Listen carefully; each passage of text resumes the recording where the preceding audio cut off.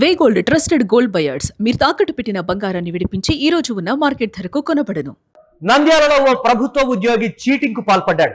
తప్పును కప్పిపుచ్చుకునేందుకు వ్యవస్థనే బురుడి కొట్టించిన వైనం వెలుగులోకి వచ్చింది. పోక్సో కేసులో అరెస్ట్ అయ్యాడు ఉద్యోగి శ్రీనివాస్.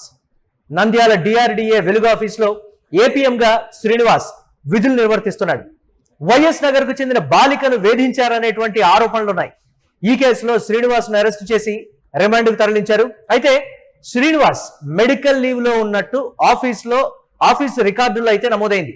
విధులకు రాలేనంటూ భార్య ద్వారా మెడికల్ లీవ్ పెట్టాడు శ్రీనివాస్. అయితే డాక్టర్ ఇచ్చినటువంటి నకిలీ మెడికల్ సర్టిఫికెట్ కూడా ఆ ఉద్యోగి సమర్పించాడు. జైల్లో ఉన్న వ్యక్తికి ట్రీట్మెంట్ తీసుకున్నట్లు సర్టిఫికెట్ ఇవ్వడంపై కూడా సర్వత్రా విమర్శలు అయితే వ్యక్తమవుతున్నాయి. పోక్సో నిందితుడికి అండగా నిలిచింది ఎవరైనా దానిపై జోరుగా చర్చ అయితే నడుస్తోంది. అయితే చాలా రకాల ప్రశ్నలు కూడా తలెత్తుతున్నాయి. రిమాండ్ లో ఉన్న వ్యక్తికి నకిలీ మెడికల్ సర్టిఫికేట్ ఇచ్చింది ఎవరు? ఇది మొదటగా తలెత్తిన ప్రశ్న. అయితే ఈ వ్యవహారంలో పోలీసుల తీరుకు సంబంధించి పలు అనుమానాలు కూడా వ్యక్తమవుతున్నాయి. వాళ్ల తీరు వివాదాస్పదంగా ఉంది. ఇది మరో ప్రశ్న. అలాగే ఓ ప్రభుత్వ ఉద్యోగి పోక్సో కేసులో అరెస్ట్ అయితే ఆ ఎఫ్ఐఆర్ కాపీని సంబంధిత శాఖకు ఎందుకు పంపలేదు? ఇక్కడ కూడా ఎన్నో అనుమానాలు అయితే తలెత్తుతున్నాయి. పోలీసులు కూడా సదరు ఉద్యోగికి సహకరించారా అనేటువంటి ప్రధాన అనుమానం. సస్పెన్షన్ వేటు నుంచి కాపాడేందుకు తెర వెనుక ఒప్పందం జరిగిందా? ఇన్ని రకాల అనుమానాల మధ్య ఉద్యోగి శ్రీనివాస్ విషయం అయితే వివాదంగా మారినటువంటి పరిస్థితి.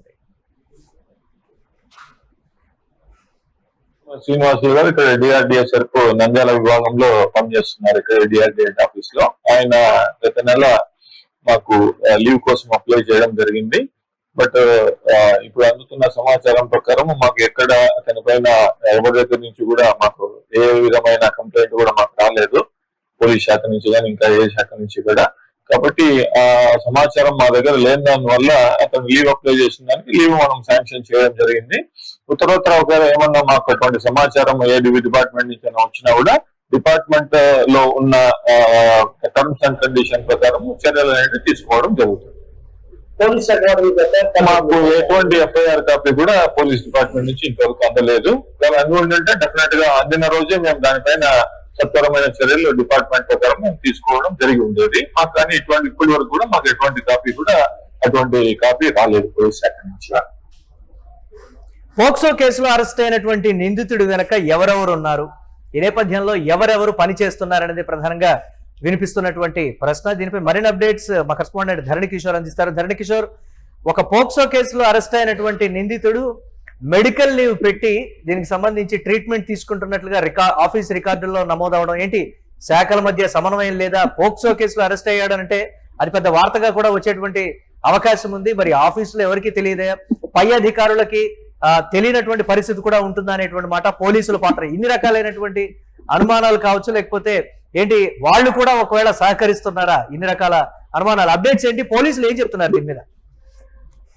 మళ్ళీ ఒక నంద్యాలలో వెలుగుతున్నటువంటి ఒక ప్రభుత్వ ఉద్యోగి అంశం ఇప్పుడు తీవ్ర కలకలం జరుగుతుంది.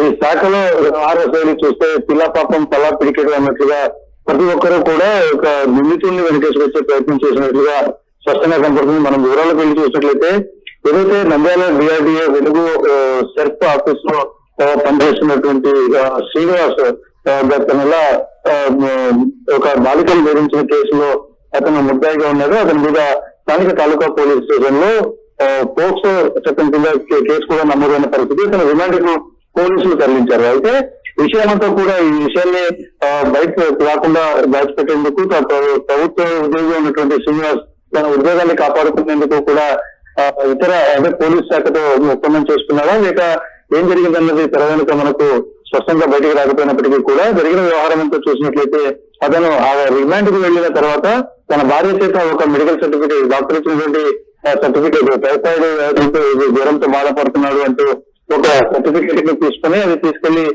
సెర్ప్ ఆఫీస్ లో ఇవ్వటం, దాని ద్వారా అతనికి మెడికల్ లీవ్ శాంక్షన్ కావడం జరిగింది.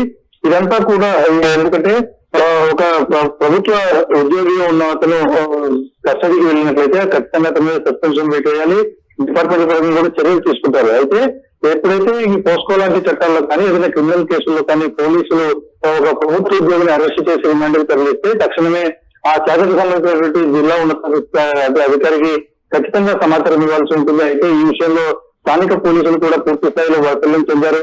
వారి యొక్క ఉదాసీనత లేకపోతే లోపాయకారి ఒప్పందమా అన్నది ఇప్పుడు ఎఫ్ఐఆర్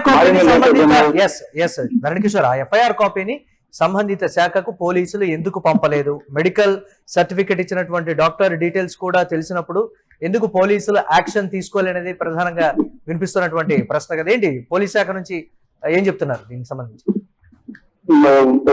మనం చూసుకున్నట్లయితే ఈ పోక్సో చట్టానికి సంబంధించిన కేసుల విషయాలకు సంబంధించి పోలీసులు మీడియాతో కానీ ఇంకొక ఇద్దరితో కూడా బహిరంగంగా మాట్లాడే అవకాశం లేదు. ఎందుకంటే వారు ఈ యొక్క అంశాలలో ఇక బాధితురాల యొక్క గోప్యతను రక్షించేందుకు వారు ఎలాంటి కూడా మీడియాకు డీటెయిల్స్ ఇవ్వకపోవడం, ఎఫ్ఐఆర్ కాపీని కూడా వారు బయటకు ఇచ్చే పరిస్థితి ఉండదు కొన్ని సందర్భాల్లో. అంటే ఈ విషయంలో మాత్రం పోలీసులు తీరు అనుమానాస్పదంగానే ఉంది. ఇప్పుడు కూడా ప్రస్తుతానికి కూడా పోలీసులు ఎవరికి స్పందించిన పరిస్థితి. పూర్తి స్థాయిలో ఏదైతే ఒక చట్టపరంగా అంటే శాఖాపరమైనటువంటి చర్యలకు స్థానిక పోలీసులు వ్యవహరించాల్సిన తీరు వారు మర్చిపోయి ఉదాసీనంగా ఉన్నారా, లేకపోతే నీతితోటి వారు లోపాయకారి ఒప్పందాలు చేసుకున్నారా అన్నది ఒక అంశం. అయితే ఈ అంశంలో ఒక పేషెంట్ అంటూ తన ఆసుపత్రికి రాకుండానే వైద్యుడు ఎవరైతే ఉన్నారో భక్తవత్సల్ రెడ్డి అతను ఇచ్చినటువంటి మెడికల్ సర్టిఫికేట్, అంటే అతను కూడా గతంలో డిఎంఎన్హెచ్ఓగా పనిచేసి ఇందులో పదవి విరమణ చేసినటువంటి ఒక డాక్టర్, ఆయన కూడా ఎలా ఇచ్చాడు అన్నది కూడా ఇదంతా కూడా చూస్తున్నట్లయితే ఒకవైపు పోలీస్ శాఖను, మరోవైపు తన సొంత శాఖను, అలాగే ఒక డాక్టర్ ని కూడా మేనేజ్ చేసుకుంటూ తన ప్రభుత్వ ఉద్యోగానికి ఎలాంటి ఇబ్బంది లేకుండా ఒక 20 రోజుల తర్వాతనో 40 రోజుల తర్వాతనో బెయిల్ మీద వచ్చి మళ్ళీ కూడా తన విధులు నిర్వహించుకునేందుకు ఒక పక్కా స్కెచ్ వేశాడు శ్రీనివాస్ అనే నిందితుడు.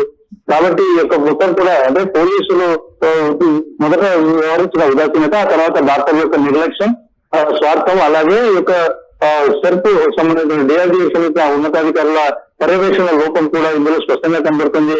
మొత్తంలో కూడా ఒక చిన్నారిని ఇబ్బంది పెట్టినటువంటి కేసులో పోక్సో చట్టంలో అత్యంత తీవ్రంగా పరిగణిస్తాం ఆ కేసుని. అలాంటి సెక్షన్ల కింద నిందితుడిగా ఉన్నటువంటి వ్యక్తిని కాపాడేందుకు ఈ వ్యవస్థలన్నీ కూడా పనిచేయడం, ఆ అధికారులందరూ ఎవరికి వారు మాకేం సంబంధం లేదని ప్రస్తుతం వ్యవహరిస్తుండటం కూడా అత్యంత విచారకరంగా ఇటు ప్రజా సంఘాలు కూడా ఆందోళన వ్యక్తం చేసిన పరిస్థితి. చూడాలి రేపటికైనా కూడా భవిష్యత్తులో ఈ పోలీస్ శాఖ ఏ విధంగా స్పందిస్తుంది, జిల్లా ఎస్పీ ఏ విధంగా దీని మీద చర్యలు తీసుకుంటారన్నది మనం చూడాల్సిన అవసరం ఉంది.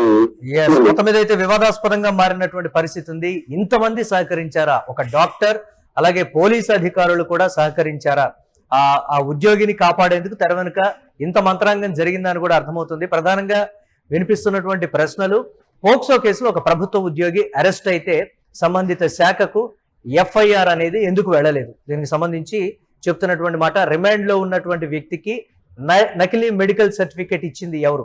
మెడికల్ సర్టిఫికేట్ ఇచ్చినటువంటి డాక్టర్ ఆ ఫోటోను కూడా మనం యూటీవీ స్క్రీన్ మీద ఎక్స్క్లూజివ్ గా చూస్తున్నాం. చర్యలు తీసుకోలేదు పోలీసులు అనేటువంటి విమర్శలు కూడా ఉన్నాయి. పోలీసుల తీరు అన్ని విధాలుగా కూడా వివాదాస్పదంగా అయితే మారినటువంటి పరిస్థితి ఉంది. పోలీసులు కూడా సదరు ఉద్యోగికి సహకరించారా అనేటువంటి మాట. అంటే సస్పెన్షన్ అవ్వకుండా సస్పెన్షన్ వేటు నుంచి కాపాడేందుకు తెర వెనుక ఒప్పందం జరిగిందా? ఇన్ని శాఖల్ని శ్రీనివాస్ మేనేజ్ చేశాడా అనేటువంటి ప్రశ్నలు కూడా తలెత్తున్నాయి. చూడాలి ఇప్పటికైనా అధికారులు చర్యలు తీసుకుంటారా అనేది.